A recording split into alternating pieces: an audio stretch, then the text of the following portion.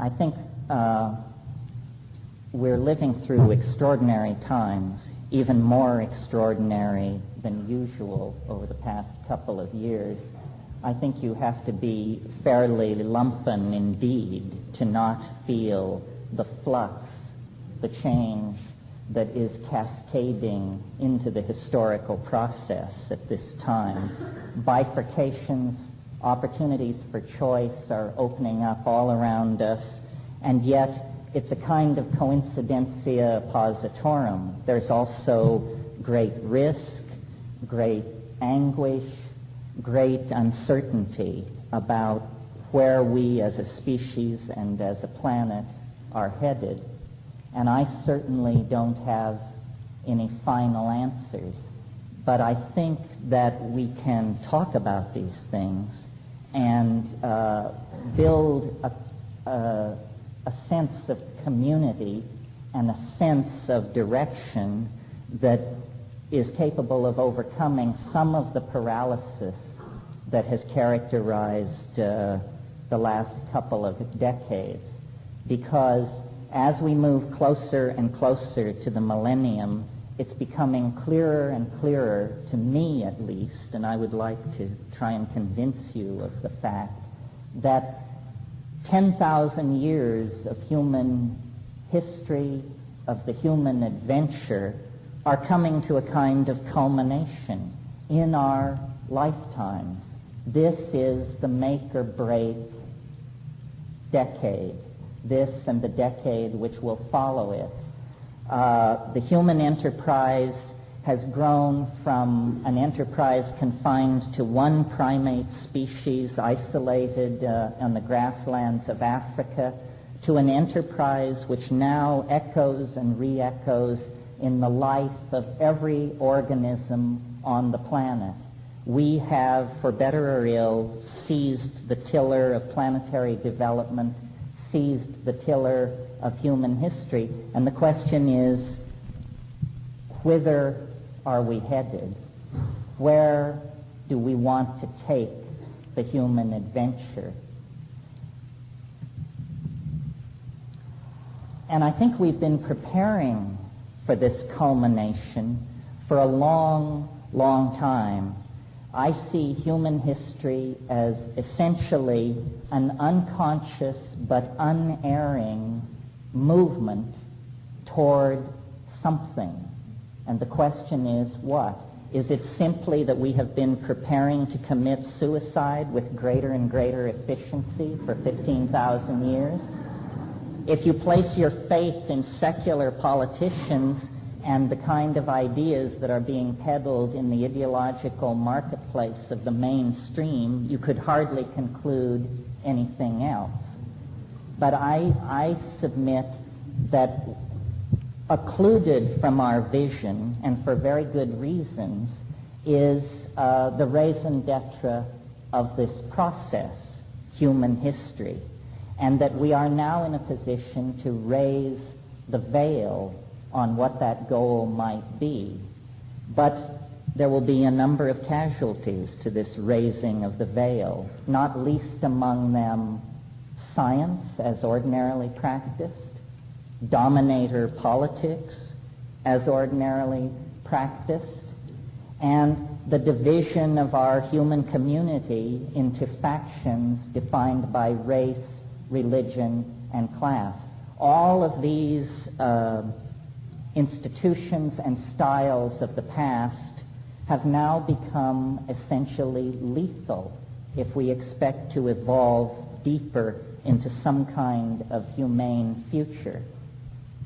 My interest in this, or my awareness of these issues, has grown over the years through an involvement in shamanism.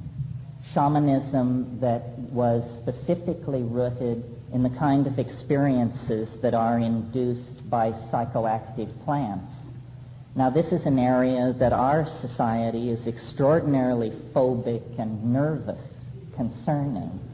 And the reason, I think, is not far to seek, because institutions, modern institutions, depend on the transmission of a certain worldview, and then willing acquiescence in the truth of that worldview by the populations into which it is being exported.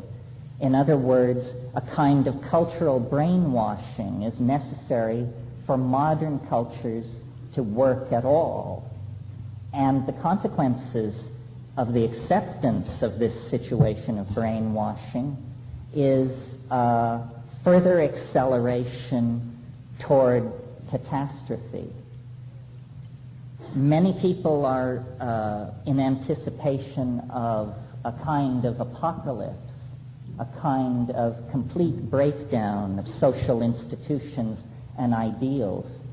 And I must say to you, the apocalypse is not something which is coming. The apocalypse has arrived in major portions of the planet, and it's only because we live within a bubble of incredible privilege and social insulation that we still have the luxury of anticipating the apocalypse. If you go to Bosnia or Somalia or Peru or much of the third world, then it appears that the apocalypse has already arrived. And I wonder then, what magnitude of responsibility rests upon those of us who still have the luxury of the time and the clarity to think about what can be done to save ourselves, and in so doing save the planet. And the conclusion that I've reached, and it's not easily condensed into a bumper sticker, unfortunately, is that we have to, this is something that I evolved in my own personal life, which is when you lose the thread, when you become confused, the best strategy is to think back to the last sane moment that you knew and then act from there. And this is an impulse that affects societies as well as human beings. This year we celebrate the 500th anniversary of the discovery of the New World, our world. Now that was a historical event essentially financed by Italian banking families and the spin-offs of their enterprises. They created a world on the wreckage of the collapse of the medieval Christian eschatology based on classicism. And that model has survived and functioned fairly well up into the 20th century. This is a standard impulse within a society, to go back to an earlier time and to create new models and new institutions based on an ever more ancient past. Now our situation is global and extreme. And so when we reach back into the past for a model, we have to pass over Greece. We have to pass over dynastic Egypt. We have to go back to a time before history, before the fall into hierarchical dominance, before city-states, before slavery, before advanced technology, before agriculture. And when we go that far back into time, we discover a world that until very recently was completely incomprehensible to us, a world that it was thought of as primitive, simplistic, childlike, as late as the 1950s, and for many people unto this moment. But careful analysis of these Aboriginal societies leads to the conclusion that history is a dysfunctional state of some sort. History is an act of brutish insensitivity, only achievable through an act of self-limitation from the demands and the inspiration of nature. And I reach these conclusions basically as a rationalist. I think that, and this is based largely on the content of the psychedelic experiences that I have had and that I have had described to me, not only by Aboriginal people, but by people such as yourselves. Apparently there is a great discovery or insight which our culture is deliberately designed to suppress, distort, and ignore.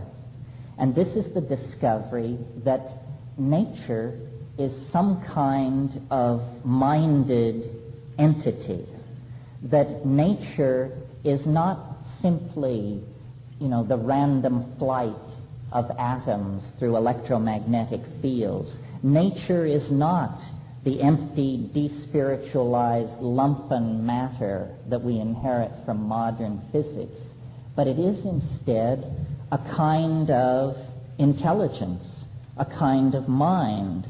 And as long as we were embedded in this mind, as long as we were a part of its purposes and processes, harmony existed on this planet between human beings and the rest of nature, between men and women, between adults and children, and within the human individual. And the reason that this harmony was able to maintain itself for perhaps 25 times the duration of history is because it honored and balanced all the components that created it. Now, in my book, Food of the Gods, I put forth an elaborate reconstruction of evolutionary theory based on the idea that psychedelic compounds, specifically psilocybin, were what kept us in this dynamic balance with the mind behind nature. And I've lectured that often enough to you that I'm going to only indicate it tonight, to your great relief, I'm sure. I've said it often enough that I think we can operate in the light of it as an established possibility or a respectable theory. The question that I'd like to talk to you about tonight is, if that were true, then what does it say for the future? What are we to do? Where are we to seek hope? And what kind of obligation devolves upon each of us? Well, if this is true, that history is a kind of neurosis, a kind of dysfunction based on a broken line of communication into nature, then how can it be repaired? The personal answer is, to my mind, obvious. It's an involvement with Aboriginal peoples and their practices and attitudes. And I'm not talking about drumming here, folks. I'm talking about availing oneself of the pharmacological and psychobotanical doorways that lead into a feeling-toned relationship with the natural mind. This is actually the matrix out of which consciousness was born. We find our way back to it through the judicious use of psychedelic plants. And I think I have made that point enough times that I don't have to repeat myself. What I'd like to talk about tonight is, how do we, a self-defined cultural elite as much as anybody hanging out in their office in Century City, how do we, the psychedelically informed postmodern neo-shamanic community,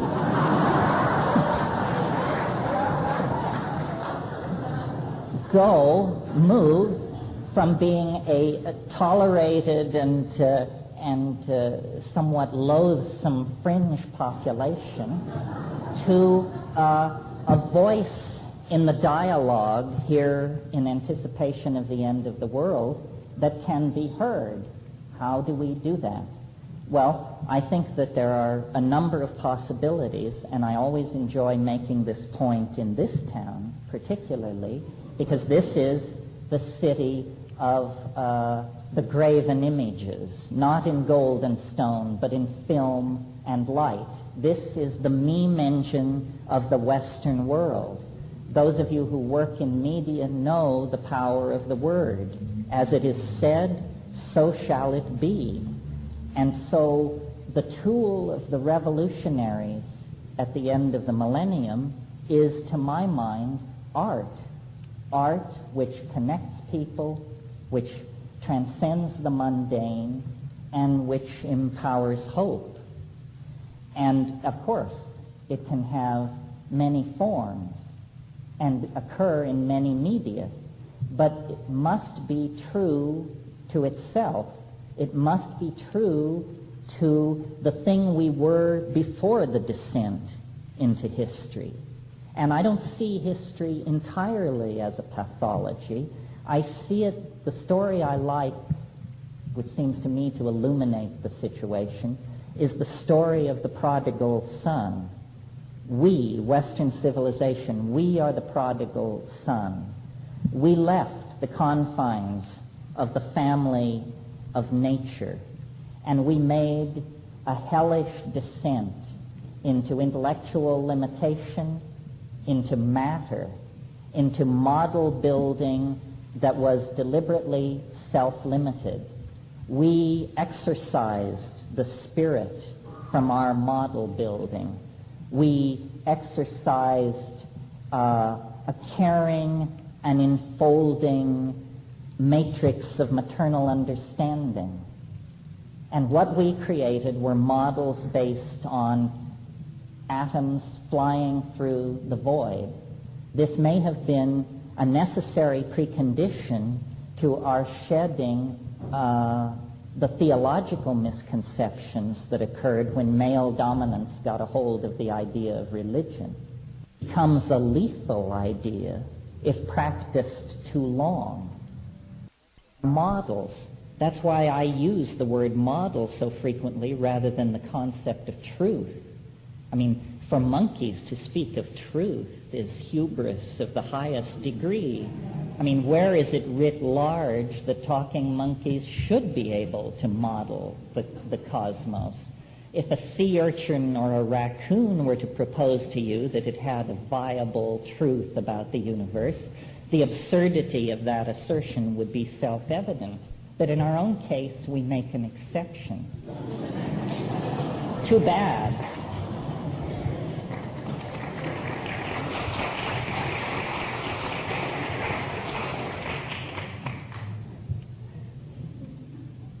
So now, what is happening after 25,000 years or 15,000 years of agriculture is that the processes that seemed eternal, the processes of tilling the fields, smelting metals, establishing markets, cutting deals, so forth and so on, have in our lifetimes emerged as self-limiting processes.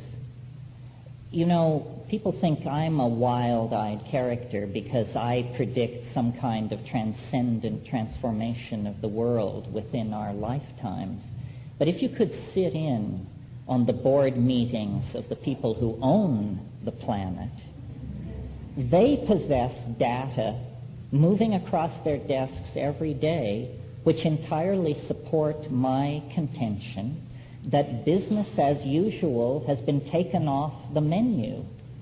You have only to propagate the curves of population growth, of HIV infection, of ozone depletion, of toxification of the oceans, so forth and so on. We all know the laundry list, to convince yourself that business as usual is no longer an option. There is no middle way. There is no Ozzie and Harriet third millennium scenario. The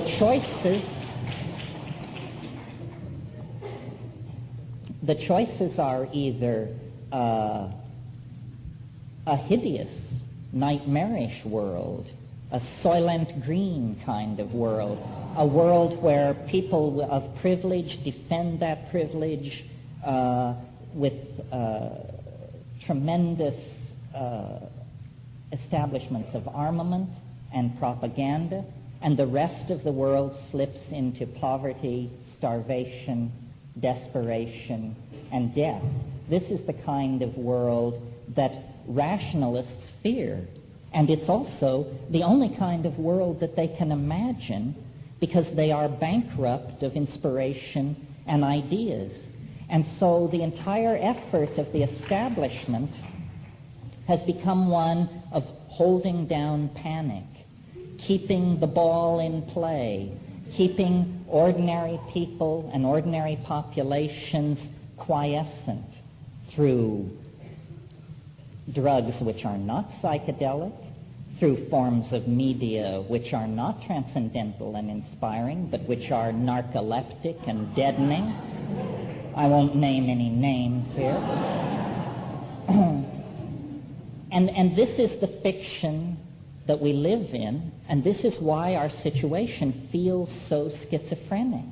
And of course, as we go through this presidential election, the contradictions are heightened almost to the point of nausea, because what is under discussion is what manner of fine-tuning shall be applied to the social machinery in order to make it possible to hold together the illusion of business as usual. And the answer is there is no such fine-tuning. It's all finished.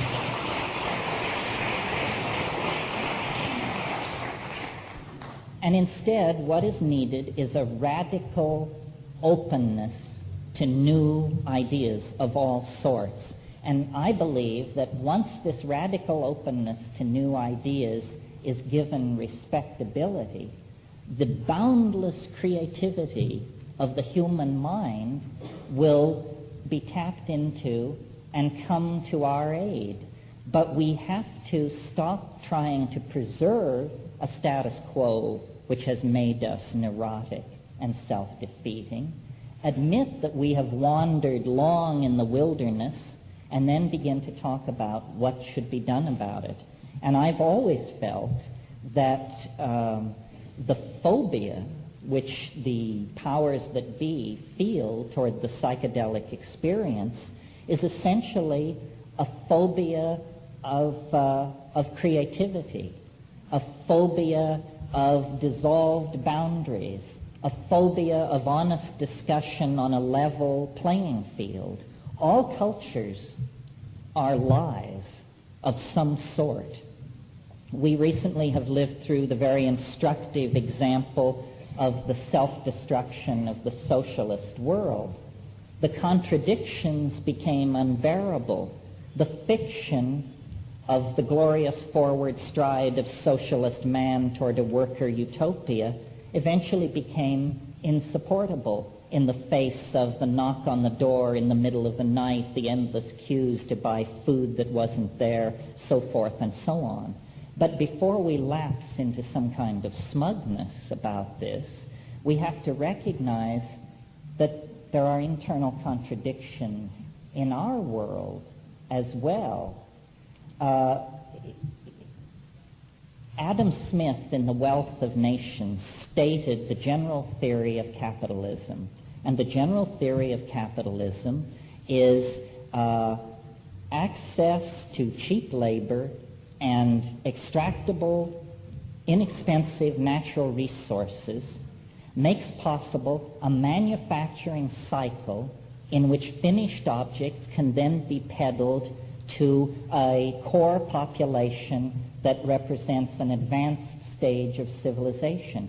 Well, now this, however flawed this theory may have been, it worked as long as those two conditions were met: cheap labor and cheap extractable natural resources. This is now impossible. There is no cheap labor, and the cost of continued extraction of natural resources is the death of the planet. What we have to do is back away from our obsession with things. We can no longer define our worth through attachment to things. We have to create a psychology that reinforces inner worth.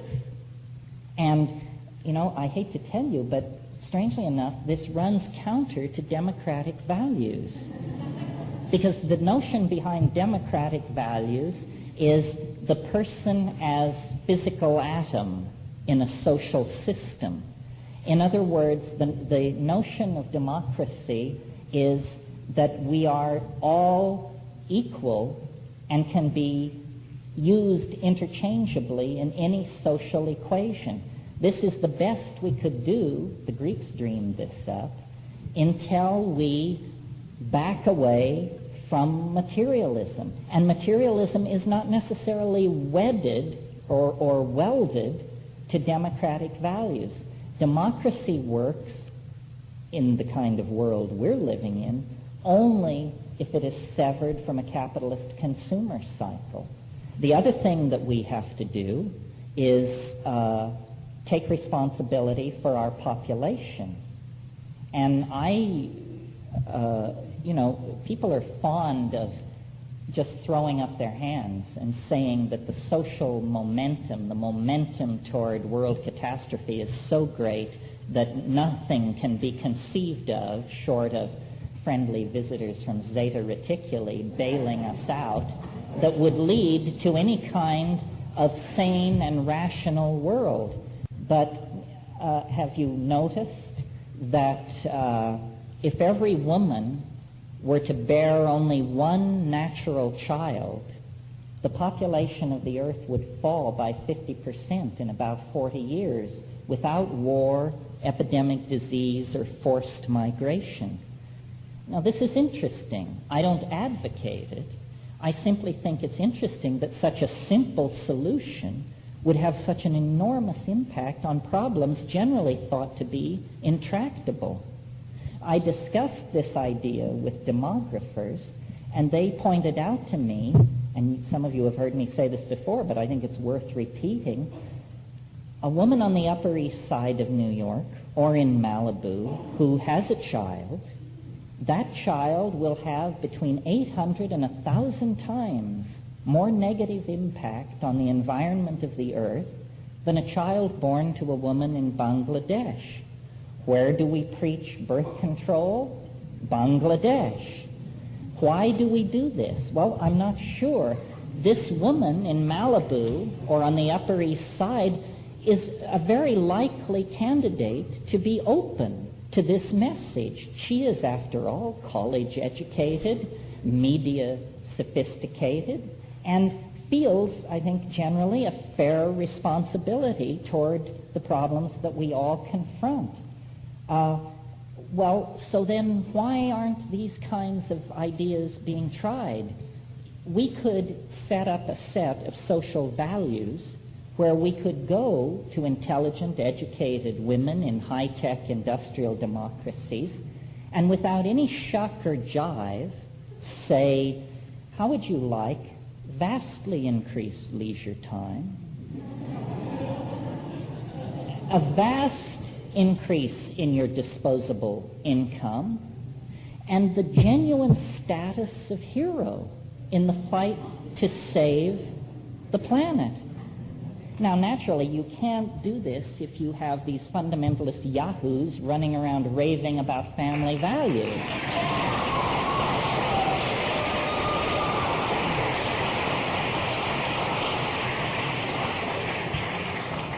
But hopefully these people are going to be shipped back to whatever syphilitic, Bible-pounding rat hole they all came out of in the first place.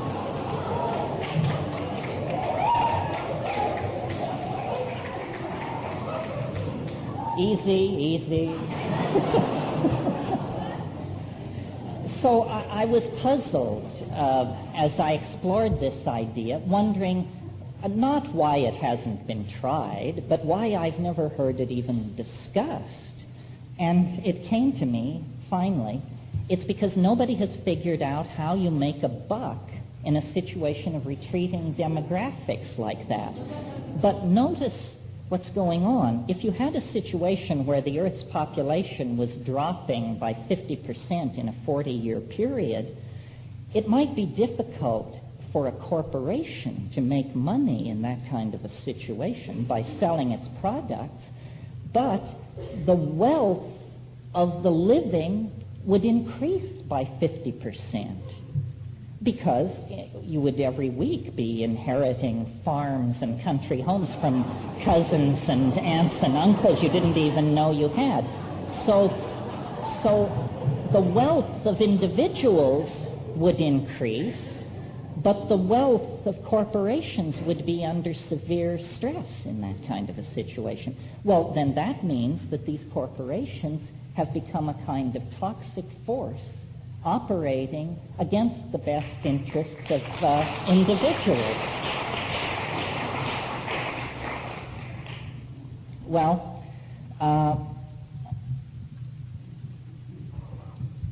now, the other thing is, and this is sort of a switch in tack, the dematerializing of our lives is, I think, another area where we could make a significant conscious contribution to at least pumping the brakes on the approach toward the passing of a fail-safe point. And that means exploring such admittedly odious possibilities as virtual reality, where light replaces matter and code replaces computer codes and this sort of thing, replace the manipulation of matter by the kinds of crude technologies that we have grown accustomed to.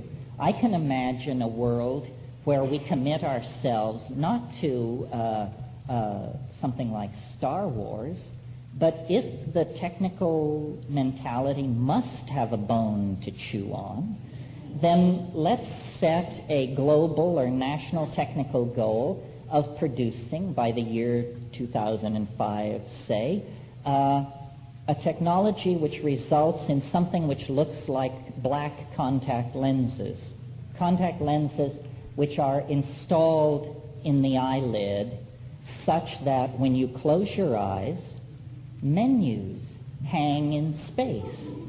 The entire culture could be dematerialized and downloaded into an electronic virtual culture that would nowhere come tangential to the earth and require very limited resource extraction. If this mattered as much as being able to knock down 700 incoming intercontinental ballistic missiles in a minute and a half, you can bet your boots it would be on your plate by breakfast time. It is within reach. It's simply that we are not organizing ourselves to save ourselves. We are organizing ourselves to deny our dilemma and to continue the fiction of business as usual. And the only catalyst that I personally, in a lifetime of experience, have encountered that can change us quickly enough to set us moving in these new directions is the psychedelic experience.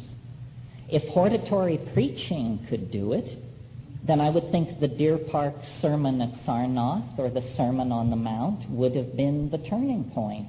And obviously those were just speed bumps on the way to the apocalypse. So what is necessary, you see, is to address the organism, to address experience. And the way it is done is by dissolving boundaries.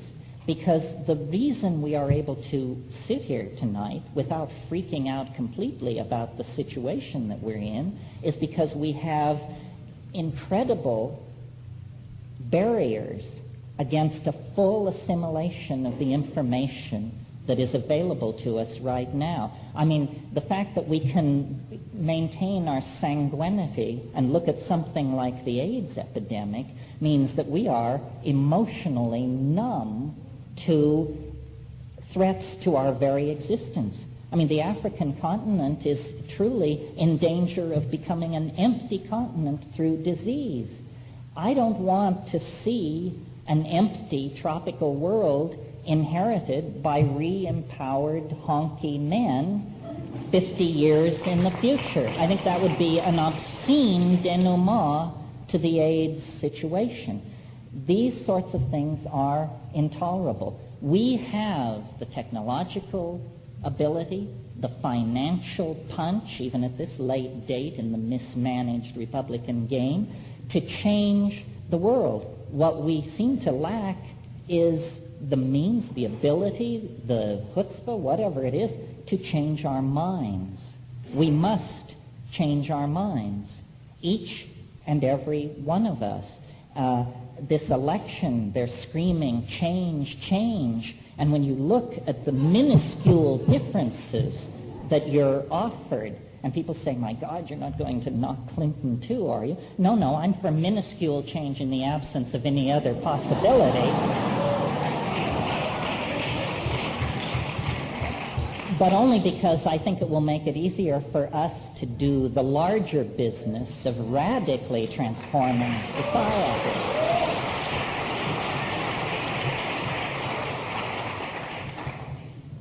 Well, so that's all sort of nuts and bolts stuff.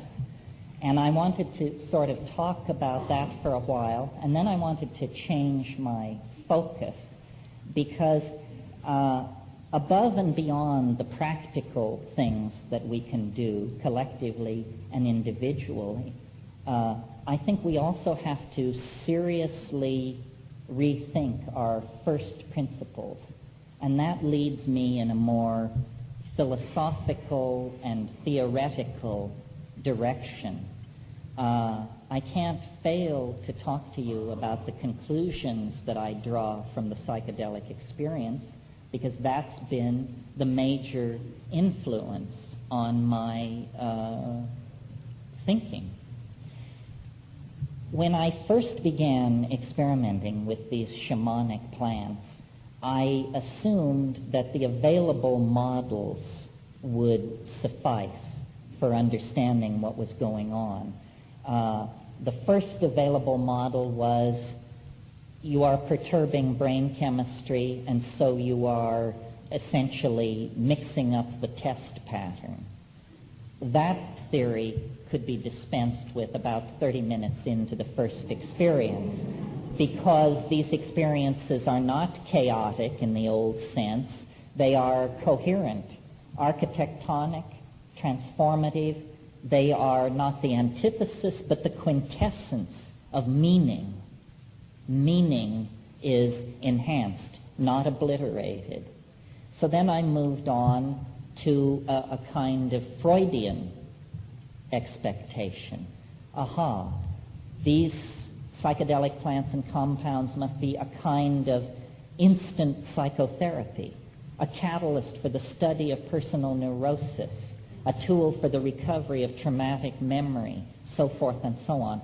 All true, but woefully inadequate to the totality of the experience, much of which seems to lie far outside the parameters of some notion as cheerful as instant psychotherapy. Okay, so then jack the metaphor slightly higher. It must be then that it was not Freud but Jung who was right.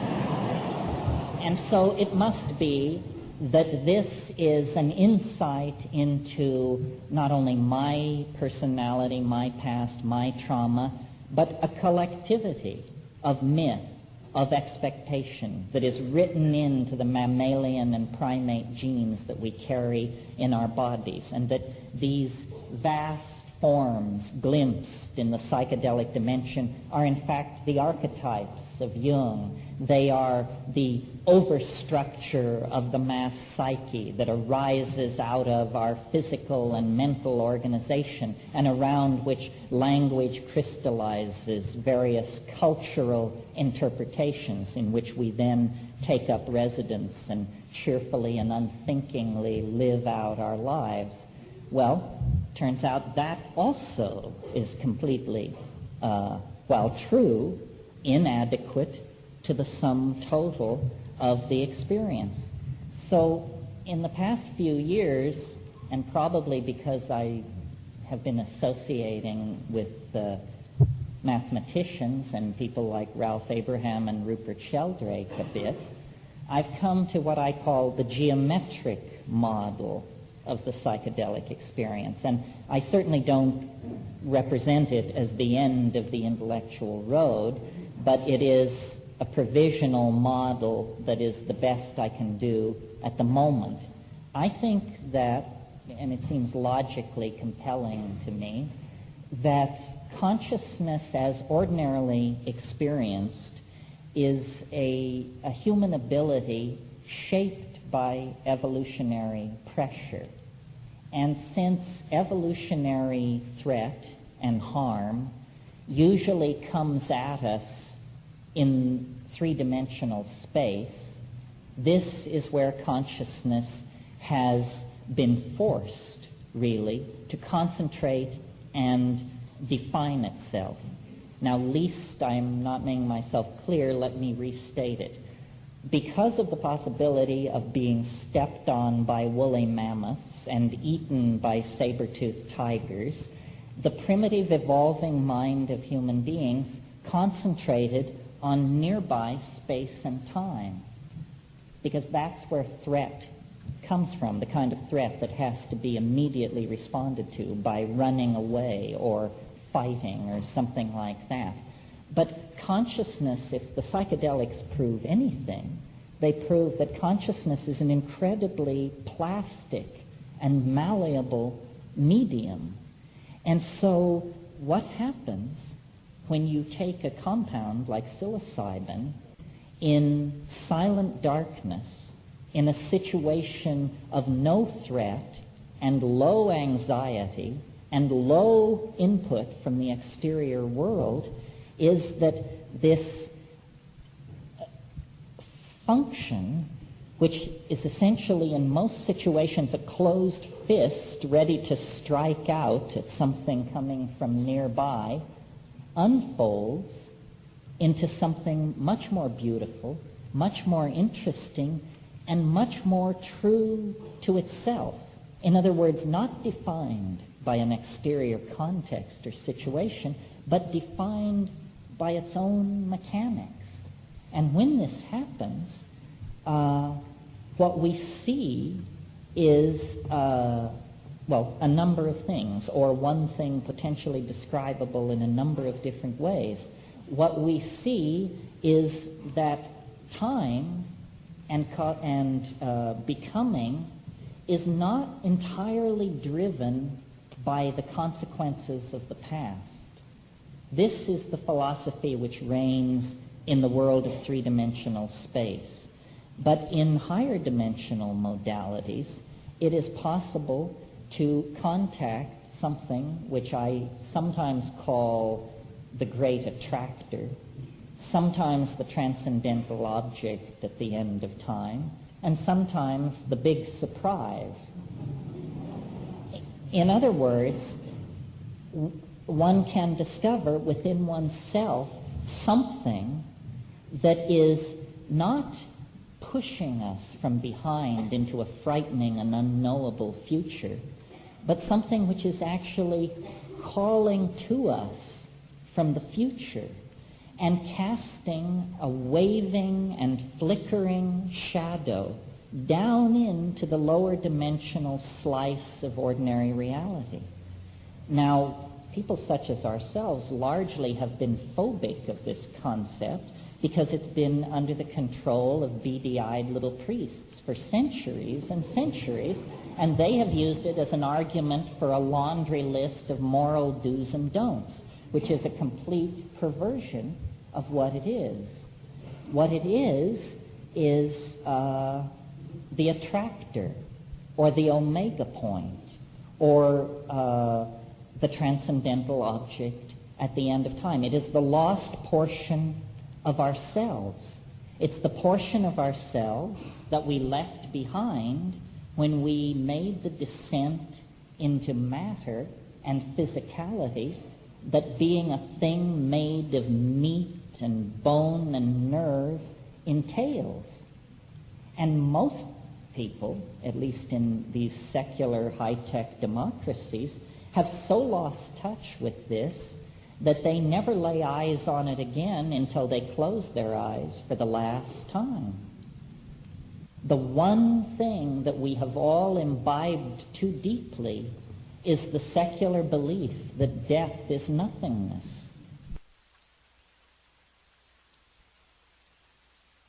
We are left to fall back on the schemes of the secular politicians and the managers. And these are the least worthy among us to lead us anywhere. Culture is a kind of diversion, a kind of entertainment that takes us away from the real business of being. And the real business of being is to cultivate the thing within ourselves which is most like this radiant, attractive force that is drawing all organization into itself. Well, what is it then that we must cultivate within ourselves in order to reflect and do honor to the attractor at the end of history? Well, I think that it's love. That without love, all this intellectual circumlabration and all this linguistic diddling with interior images is flawed and narcissistic. Love is not easily comprehended, perhaps not comprehensible at all. It is a mystery into which we are being absorbed. And at the absorption into the true unfolding of the mystery of love, life and death, history and the eschaton, the aboriginal and the secular are all melded into one. This is happening to us. It's a cliche of modern journalism to say that time is speeding up. It's thought of as a metaphor. It is not a metaphor. The crisis that we are experiencing is in part a crisis in ourselves, but it's also a crisis in the physics of the physics in which we are embedded. You see, to account for history, I think you have to stand the standard model of what the universe is completely on its head. The standard model that we inherit from physics it opens with something called the Big Bang. Interestingly, the way science operates is it says, give us one free miracle, and then we can explain everything.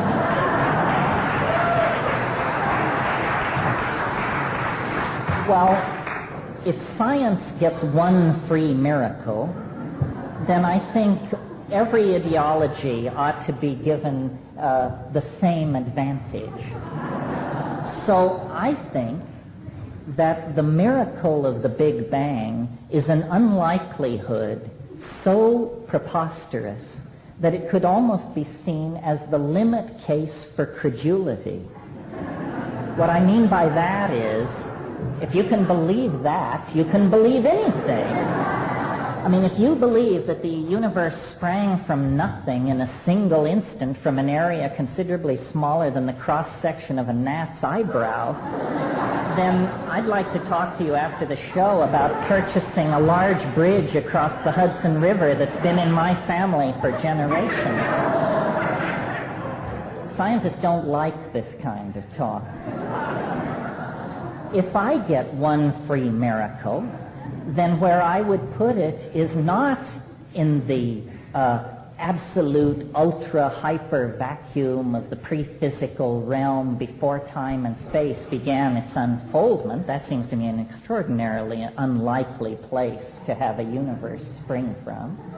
I think the place to put the free miracle is at the in a domain in which there are many kinds of energy, many kinds of motion, many forms of organization, inorganic, organic, social, aesthetic, psychological, so forth and so on. In other words, a world somewhat like our own.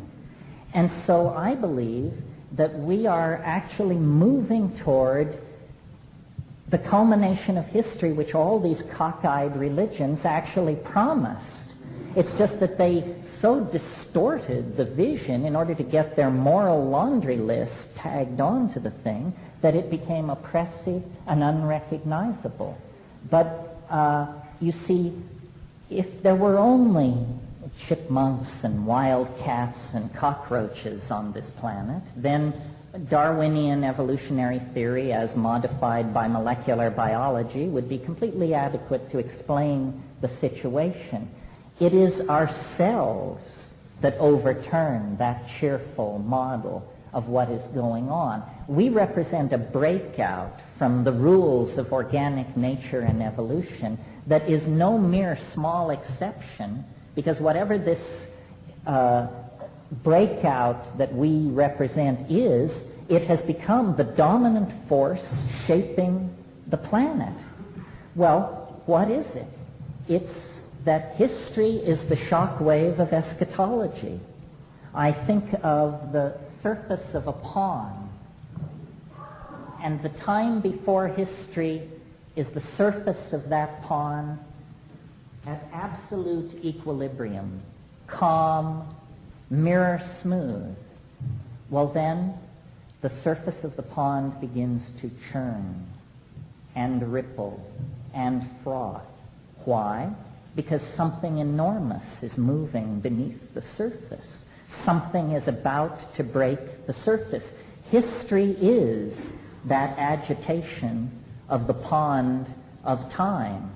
All these migrations, technologies, civilizations, martyrs, saints, kings, fiends, all of this language, poetry, propaganda, these hideous paintings with people's eyes rolled back in ecstasy, the architectonic forms, all of this is an anticipation of something literally unthinkable, but something which invades our lives, our dreams, our psychedelic experiences with increasing urgency, because we are being pulled toward it at a faster and faster rate.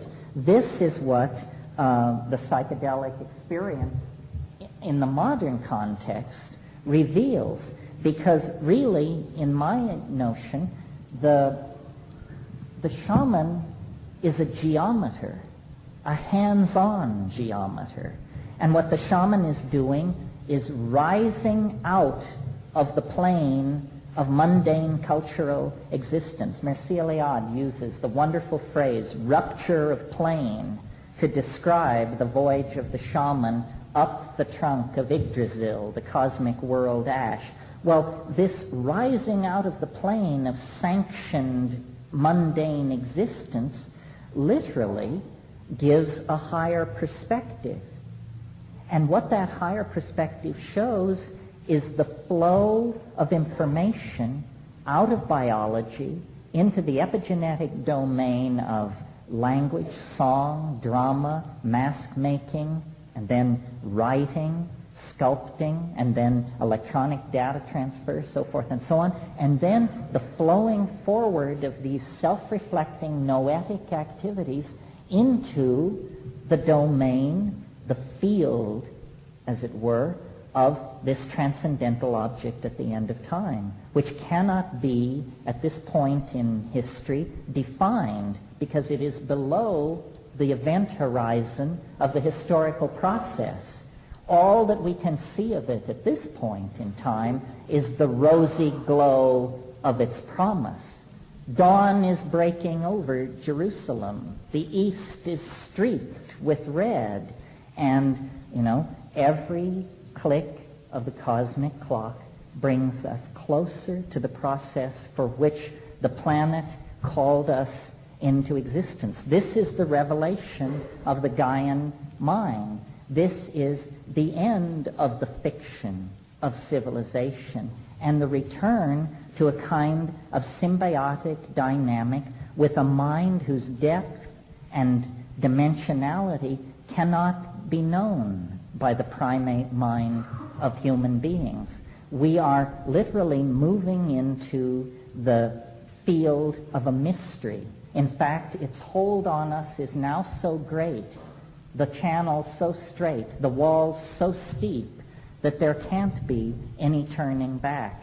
This is the process that was served by the chipping of the first flint, the raising of the first temple, the offering of the first sacrifice, and we now are in a position to understand this, to appreciate this process, and to communicate it to other people. Because without this model, I've racked my brain, I don't think there is a way to make sense of what is happening to the world. Many of you have heard me say, but I think it's worth repeating, what is happening here is not the death of a species or the death of a planetary ecosystem. What is happening here is the birth of a new cosmic order. And if you were to encounter someone giving birth, and you had never seen it or even heard it, your impression would be one of emergency.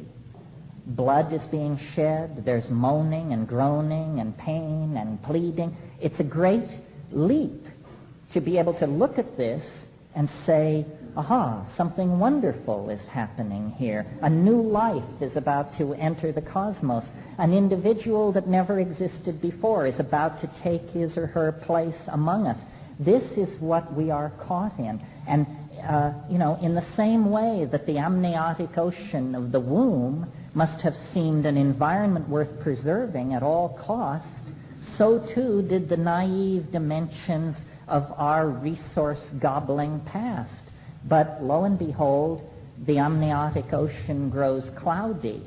The food is no longer being delivered effortlessly through the umbilical cord. In fact, the walls are closing in on us. And there is a sense of suffocation, of hopelessness, of impending catastrophe, because we are now in transition. We are in the planetary birth canal of a new order. And the best advice anybody can be given at this point, I think, is hang on, Hannah.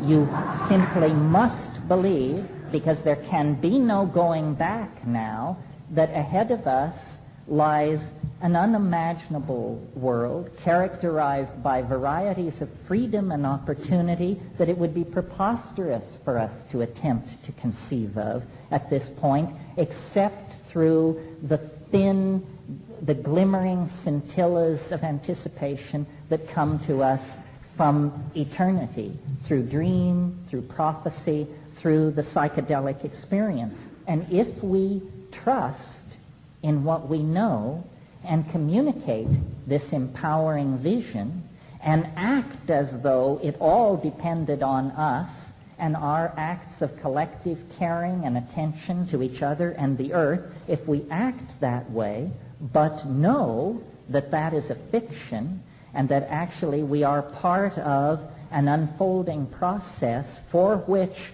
life was created, then I think instead of hopelessness, despair, anxiety, division, fear, and loathing, there is a replacement with hope, a sense of community, a sense of transcendental adventure.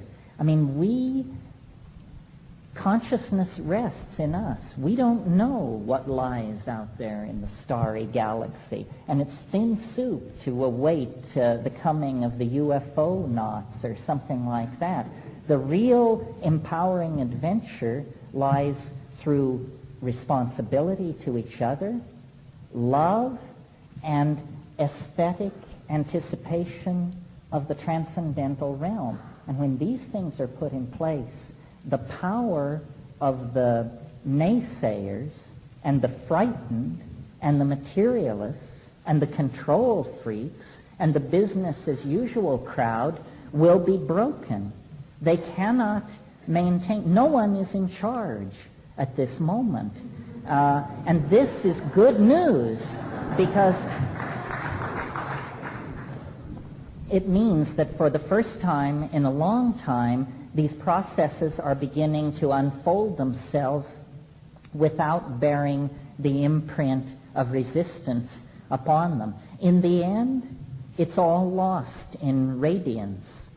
And if this seems peculiar to you, the idea of a transformation of the world and a transcendence into a realm beyond imagining, recall that you yourself are scheduled for death very shortly. And so it's built in for you.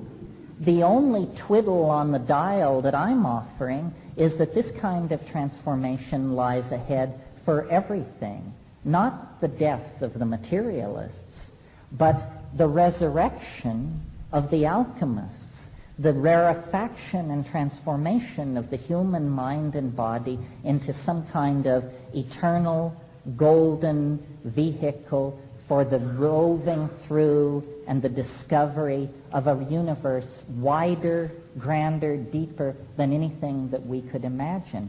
And to preserve its power and its transformative essence, we have to keep it away from moral prescription, from too clear a definition. It is not an unsolved problem. It is a mystery. And closure kills the heart of the mystery. So we have to embrace this uncertainty, not as a problem to be overcome, but as an opportunity for shedding our pasts, shedding the monkey, shedding the bad habits of history that have accumulated, and moving into a world that is literally beyond our wildest imaginings. It can't be any other way. Business as usual, as I said, is off the menu, and now it's a struggle between those who would have us lay down quietly in a kind of anesthesia anticipating ruin, or those who would have us stand up and claim our birthright and go forward into the shamanic domain of the spirit that exists when the human soul and the soul of the earth recognize each other and are united in one. And this is coming, and it's possible, and it's now. And thank you very much.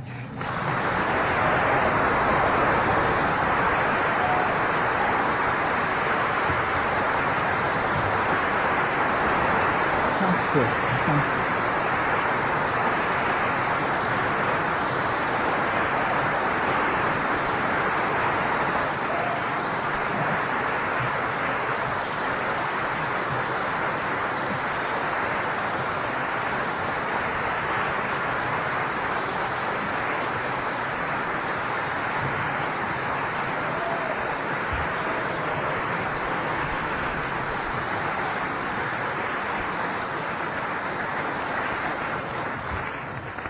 So because of the constraints of time and so forth, we decided we'll go right into a Q&A that we'll do for a little while.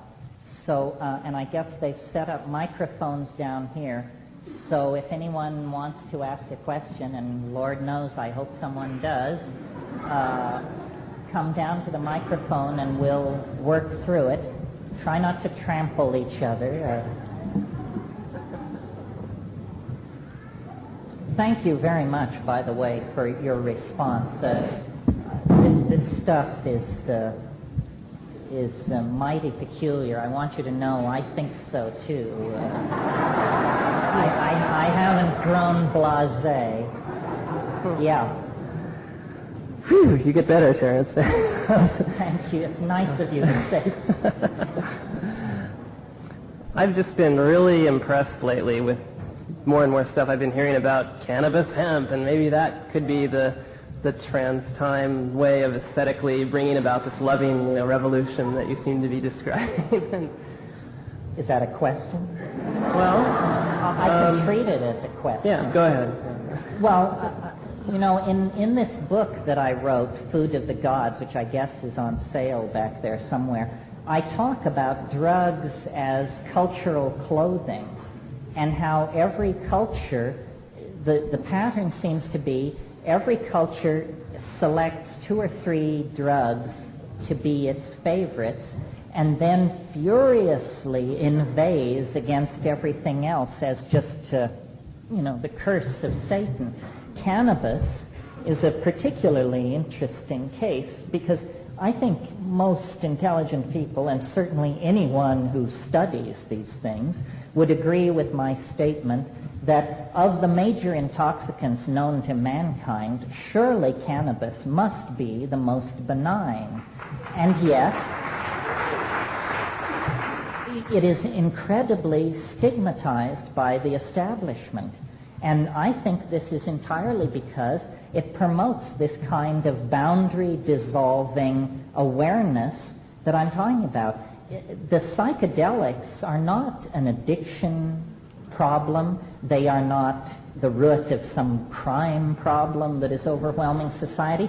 The only problem with psychedelics is that they empower people to ask questions. And that which was supposed to be the whole purpose of the American Union, to create a society of free men and women, has in fact become very frightening to the establishment. For example, contrast caffeine and cannabis. Caffeine, it's well known, causes liver cancer. There may be a relationship to heart disease, so forth and so on. It is not the scourge of the earth. On the other hand, it is not the most clean and safe drug around, and many people abuse it. Yet it is written into every labor contract signed between management and labor in the entire Western world as the coffee break. Now, why is that? It's because human beings, having been jacked up on caffeine, willfully return to the keyboard and the assembly line, and the last 3 hours of the 8-hour day that is enshrined in the capitalist ideal is made possible by caffeine. Cannabis, on the other hand,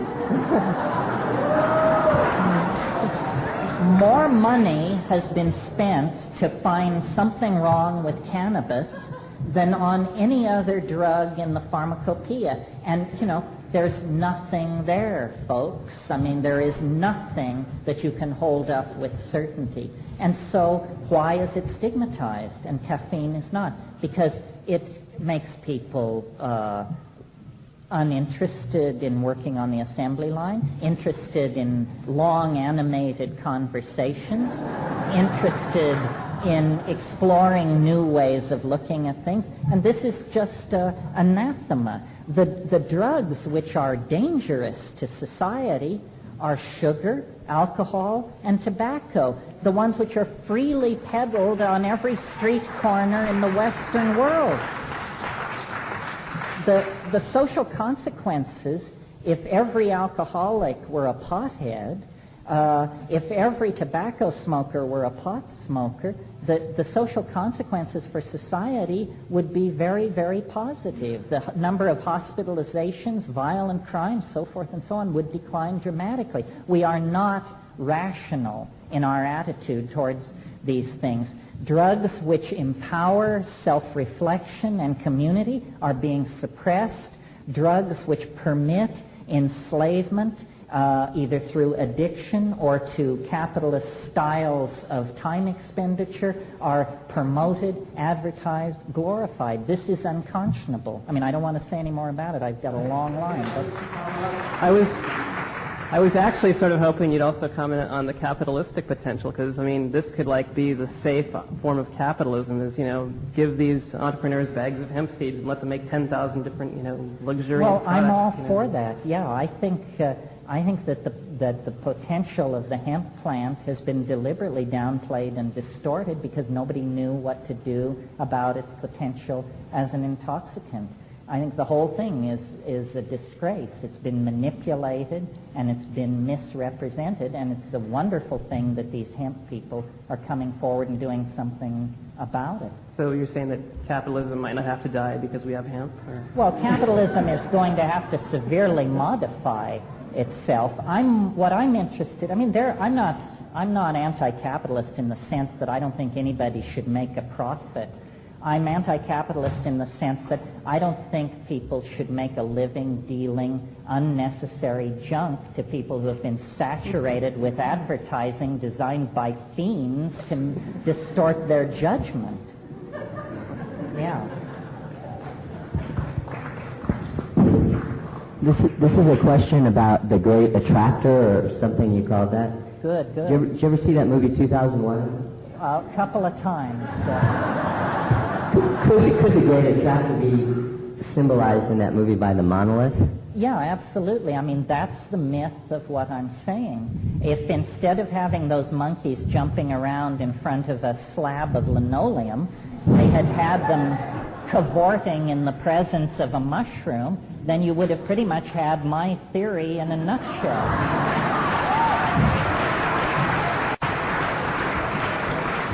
Could part of the great attractor also be black holes in space, like a connection between the monolith or the mushroom and star systems, and we're getting pulled that way? The connection is that a black hole represents a singularity in physics. And what is a singularity? A singularity is a place where the rules don't apply. As an aside, let me point out that, remember how I said science said grant us one miracle and we can explain everything? Well, but then out of the theory of relativity you get black holes. Well, if you talk to a physicist, they will tell you that at the center of every black hole there is a singularity, meaning a place where the laws of physics break down. Well, so then you say to these astrophysicists, well, how many black holes are there in the universe? Say, well, probably 10 high 11. Say, I see. So it isn't that you wanted one miracle, it's that you want 10 high 11 exceptions to your physics, and you call that a coherent theory of space and time? It's more shot through with exceptions than anything I can imagine. So I think it's by analogy. There are stranger things in this universe than physical black holes. There are also the hyperdimensional wells into which mental constructs evolve, and the black hole operates as a kind of analogy to that process, or it's the same thing in a different octave. Do you travel into those dimensions when you do psychedelics? You do, but the trick is to bring something back, because... Like your body? Pardon me? Like your body? Well, okay. About what? The Hudson Bridge and how do I purchase this? No, I was wondering if you could comment in honor of the elections that are coming up about the word democracy that you were talking about and the Orwellian misuse of this. And you mentioned a very interesting concept about how democracy can't exist with materialism, and I was hoping you could elaborate on that. I thought it might be useful to some people.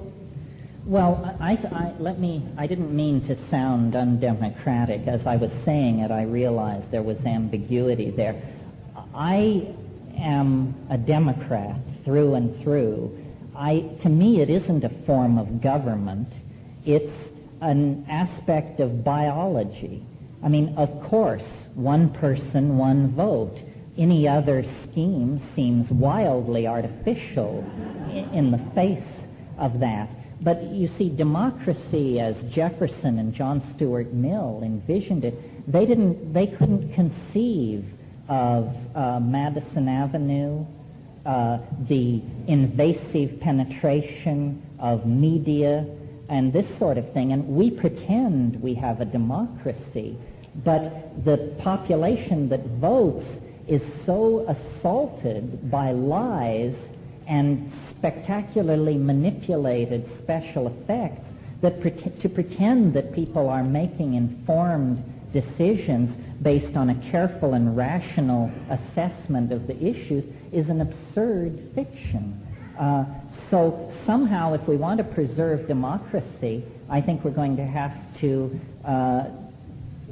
seriously consider how to deal with modern technology's ability to rig the election. You know, Plato, who we all give lip service to, was very suspicious of what he called the poets. He didn't think that everybody should be allowed to run around saying anything they wanted. freedom of speech in the minds of the founding fathers meant freedom of political speech. And I think political speech should be protected, but speech for the purpose of peddling flawed merchandise or, cracked brain ideologies of various sorts is speech which is inimical to the common good should not claim the same protections as political speech. Right now in Switzerland, it's very interesting. There's a national debate raging about the limiting of advertising. This is the only country in the Western world that I know of that has actually confronted the fact that advertising does not make free choice easier. It's an effort to make it impossible. And I think, somewhere along the line in the unfolding of the new social agenda, we're going to have to consider the possibility that speech which is harmful to the public good needs to be regulated in some way. I mean, this is a complicated matter, but it should be looked at. And how is democracy inhibited by the pursuit of materialism or the materialistic worldview as we have? The reason I say capitalism and democracy are at loggerheads is because these are two separate theories of human worth. Democracy says one person, one vote. Capitalism says you are what you have. And these are completely different theories of human worth, and I don't see how we can pretend that they're commiserate. Yeah.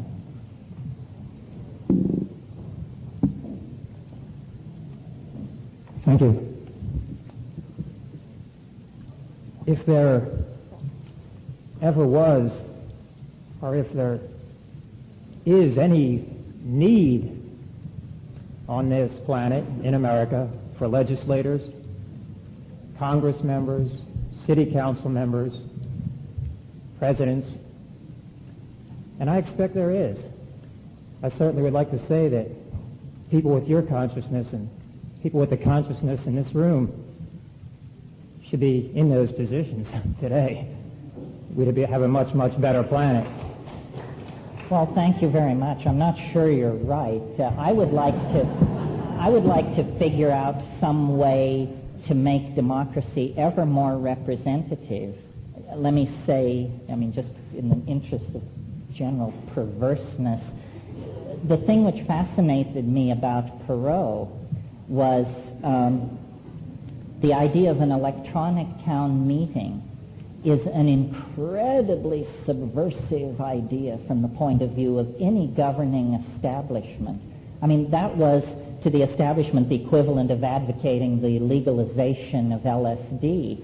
Anything which gives people more direct control of their institutions is looked on with immense suspicion by the establishment. They want representative government, which means that we, the unwashed masses, are expected to choose wise and wealthy white men from among our numbers, and then they will interpret what is good for us and vote for that kind of legislation. I think that the idea of everybody inputting into societal decisions through electronic media is an incredibly radical idea, and not one that any establishment politician of either of the major parties can ever be expected to support or get behind, because that pulls the rug out from under their game. I would expect there's, even with all the similarities, there's much diversity even in this room. I feel there's a popular bumper sticker. It says, if the people will lead, the leaders will follow. I think we can make a difference. And I think it's real important to link the political and the spiritual. I think there's never been a real massively oriented spiritual presence in any election campaign that I've ever seen. And I think the time is right now to save this planet. I think we need to do that we need to go forward in this room and get involved in the campaigns of people that we know are going to make a difference. Yeah, and I agree. The most spiritual statement I can close by saying right now is that this planet cannot tolerate another 4 years of George Bush and Dan Quayle. Thank you very much. Thank you for sharing.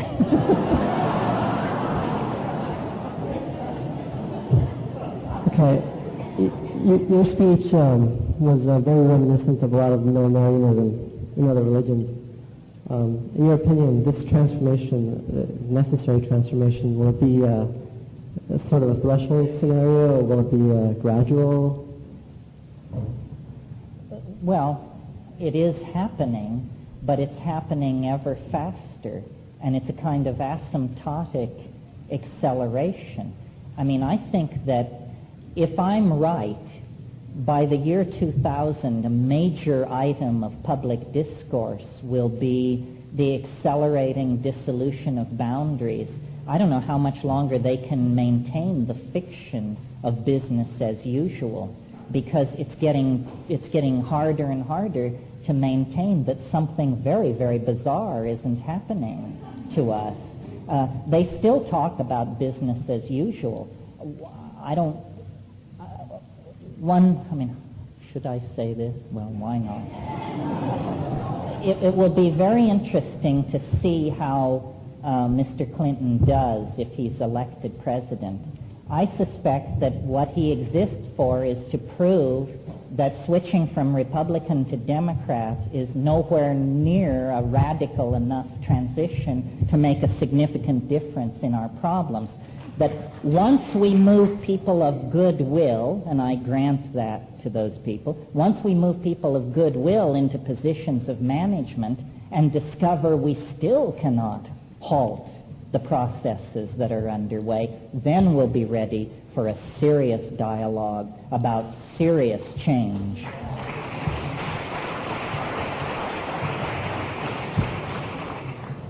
I perceived a paradoxical kind of kink in your lecture, and I thought maybe you could address that. It was when, first of all, you were talking about the hubris of modern Western man, of considering that we could make up models for how to perceive of the universe. And then later on you said that a certain nihilism starts to exist when we have, when we consider death to be just bleak nothingness.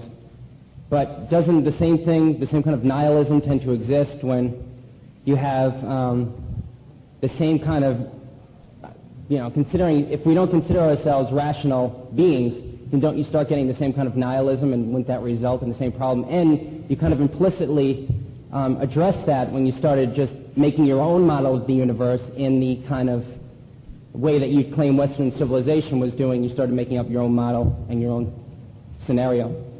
Well, I think that models exist for navigational purposes, not for metaphysical purposes. In other words, you need a model to get through daily life, but you should never confuse the model with reality. This is what I was referring to when I talked about how you have to accept the absence of closure. It's too technical to get into here, but something like Gödel's incommensurability theorem proves that you can never generate all possible true statements out of a formal system. There is always going to be a residuum of the unknowable and the mysterious. And I think that's the part of the process that lets you know that you're a thinking monkey. So I don't see how nihilism is necessarily a consequence of that. You have to embrace the mystery. And unfortunately, the male dominator mentality feels threatened by the mystery, and so it keeps trying to squeeze it out. But to the degree that it does that, it betrays the descriptive enterprise. And Gödel, who is one of the unsung heroes of 20th century thinking, mainly because nobody can understand him, including me, secured this as a formal mathematical proof. And so we must live in the light of the fact that we cannot know everything about anything. My brother put this beautifully once when he said, have you ever noticed how as the sphere of understanding expands, the surface area of ignorance grows ever larger?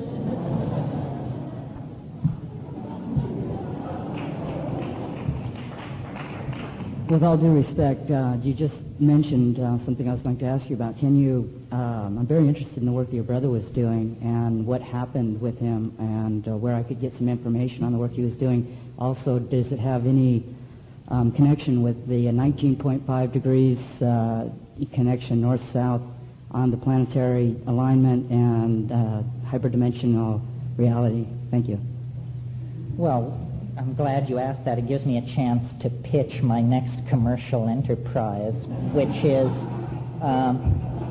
Harper in San Francisco will publish a book next year, which I wrote, actually, called True Hallucinations, which will go over and tell the story in rippingly good fictional style of that expedition to the Amazon and the consequences that flowed from it. As to what Dennis is doing these days, he's a drug designer and pharmacologist working for Shaman Pharmaceuticals south of San Francisco. A hellish marriage of commercialism and transcendental concerns. Yeah.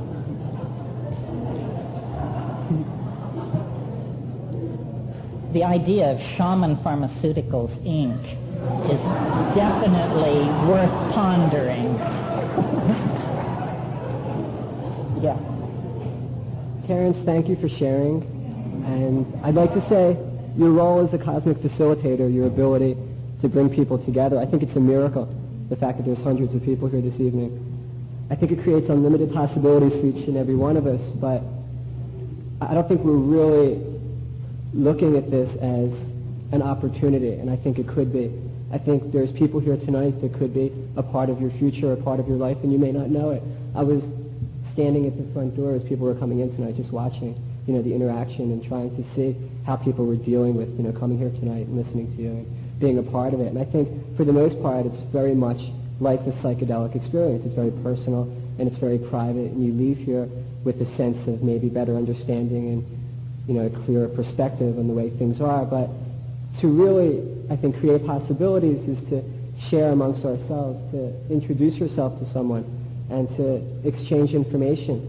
It's a situation where unless we really are able to network as a team, and I think that's what we are a team, unless we really consider the possibilities and the miracles that not only Terence creates by sharing, but maybe the miracles that we can create amongst ourselves.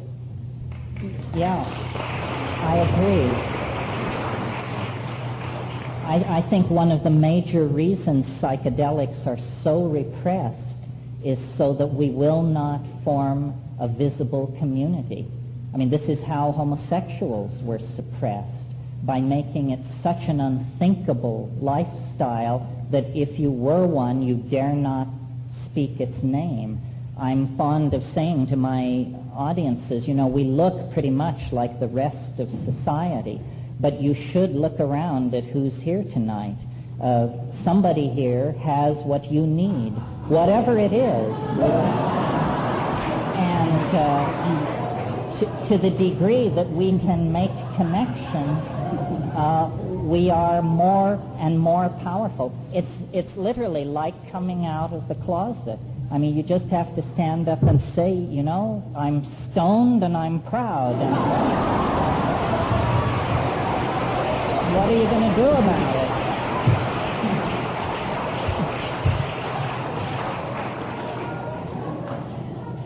I'd like to be the first one to introduce myself. My name is Harris, and I work in the music industry. I have a company called Organic Entertainment, which was inspired by you. Thank you. Maybe we should have psychedelic yellow pages, something like that. Thank you. Hi.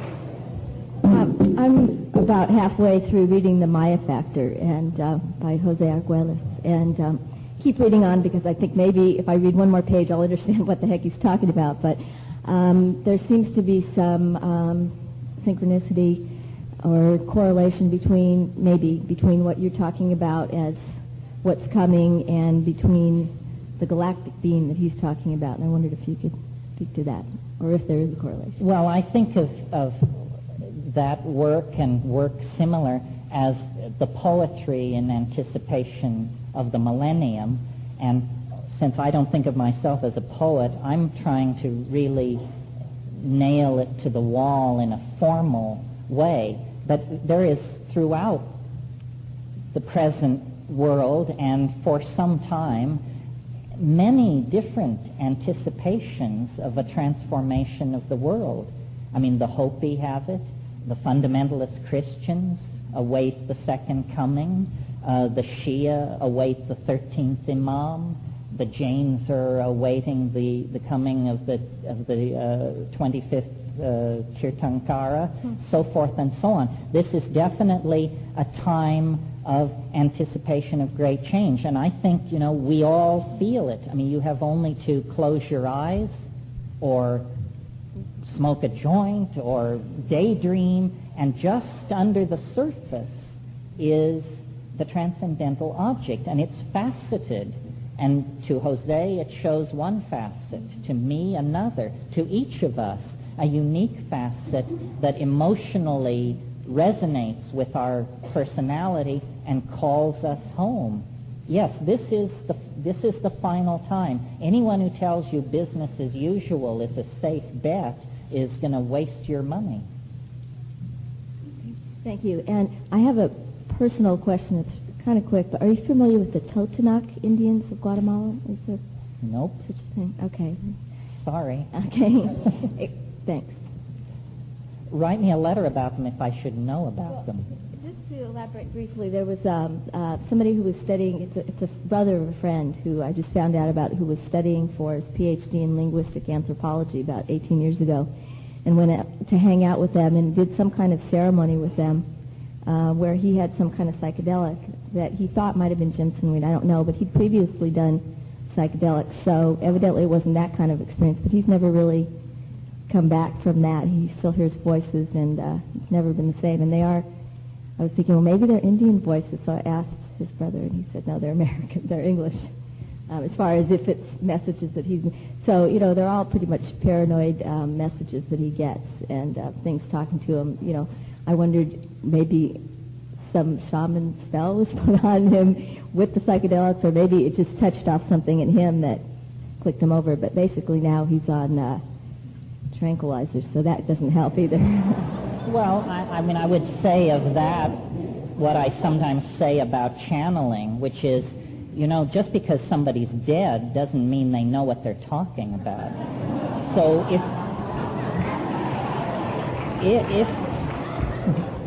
if you have voices, you still have the same obligation to make them make sense that you would if they were sitting in front of you. So you're saying it's a cop-out? Is that what you're... Well, I'm saying you can't just take it at face value. There's no substitute for discriminating intelligence. You have to bring that to every situation in your life, psychedelic or otherwise. One more question. Thank you. Then we're going to have to shut this down. So, this is blame them.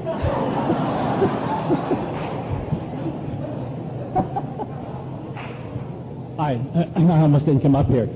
I heard you talk in '89, and I got up and talked, and I was a little nervous, and I still am. The gentleman, the head of Last Lady, stated it. I really felt a need to connect with each other, so at that time I got up and said I would be a focus point. Since then, I published a newsletter. Did you get my newsletter? Mm-hmm, the link? Mm-hmm. I published a newsletter link for the purpose, actually, hooking two groups, salon groups and Terence McKenna's group. And now I've got about 100, 150 names, and it really is a mechanism to help us link. So I set myself up as that focus. If people want to somehow keep connect, the information is on salons. Thank you. On salons and also what's happening. We met 4 or 5 times after you talked. Right. It was very informative and also very practical. Well, if you'll stand on the steps outside, here is the man in the purple shirt. If you're interested in community and networking, here's an opportunity. If you're not, then you chose to reject it. Okay. Thank you all very, very much.